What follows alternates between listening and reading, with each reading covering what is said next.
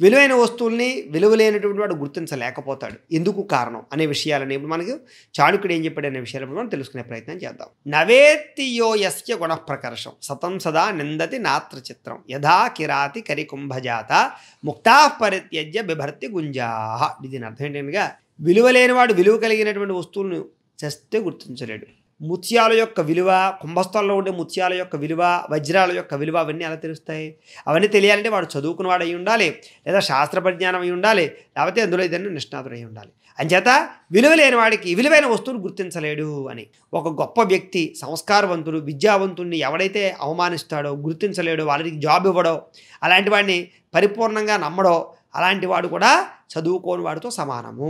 విలువలేనివాడు విలువలేనివాడు కాబట్టి విలువైన వాళ్ళు గుర్తించలేకపోతున్నాడు. అద్భుతం. ప్రోత్సహించడమో, వాడు ఏదైనా ఇంట్రెస్ట్ పెడతానంటే కాస్త డబ్బు సహాయం చేసి వాడిని మంచి స్థాయిలోకి తీసుకురావడమో చేస్తాడు. మంచి వాళ్ళు సమర్థత ఉండి, తెలివితేటలు, టాలెంట్ ఉండి, స్కిల్స్ ఉన్నాయనుకోండి, మనం ప్రోత్సహించి ఎంకరేజ్ చేసి వాడిని గొప్పగా తీర్చిదిద్దితే మనం కూడా గొప్ప వాళ్ళు అవుతాం.